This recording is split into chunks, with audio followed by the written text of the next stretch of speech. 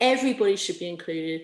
Everybody should be able to support their football team. And you're better able to support your team if you feel comfortable being who you are. I'm Di Cunningham, and I'm one of the organisers of Norwich City's official LGBT plus fan group, Proud Canaries. Obviously, the Saturday's game against Liverpool was slightly tarnished by the abuse from Liverpool fans at Billy Gilmour, Chelsea loan player.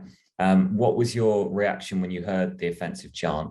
Yeah, I was just really surprised, to be honest. I know that there's been a kind of widespread campaign across all of the LGBT plus fan groups to say, when you play Chelsea, if you hear people singing this, just shut it down, just challenge it, and asking clubs to do the same.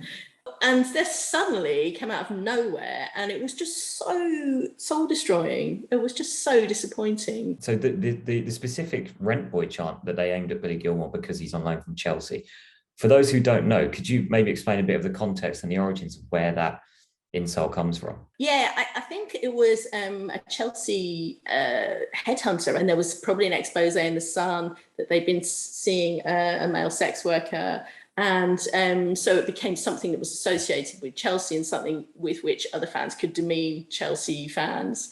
And, you kind of grab a story like that, don't you? But it became a taunt that was essentially saying Chelsea fans are all gay. And how amazing it would be if Chelsea fans were all gay. And that it wouldn't be an insult. But for people to use that as an insult, you're gay, so therefore you're less than me. Let's not go into that whole underlying assumption that when people use that taunt, actually they're assuming that nobody in the stadium is gay, and that's why they can use it as an insult. That's not okay, because we should all feel welcome in a football stadium. I think the second to last game, a league game at Carrow Road that was pre-lockdown, was us playing Liverpool and celebrating the 40th anniversary of Justin Fashionu's goal against Liverpool, almost to the day. And we had this massive banner made, and it was just a brilliant occasion, and so inclusive, and just like a testament to how far football has come since the days of Justin, who was incredibly brave to come out in a different age.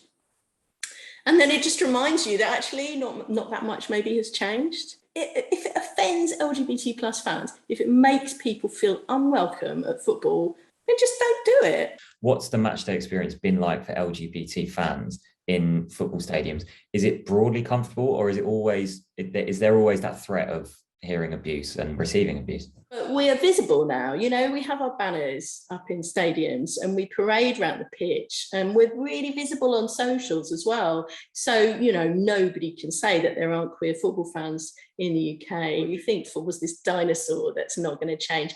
It is changing. I mean, the majority of fans that I meet are super inclusive people, but we can't be complacent. I think people are more prepared to stand up. I think most fans have been right on in the past, but maybe they haven't been prepared to challenge. Maybe they haven't been prepared to stand up. And so now for people on socials, at least, and I think in the grounds too, to just say when something's not acceptable, I just think that's brilliant. Maybe more people are prepared to challenge and call stuff out. So, there's a whole host of issues still need addressing in football, just because fans starting to feel comfortable doesn't mean that it's all sorted.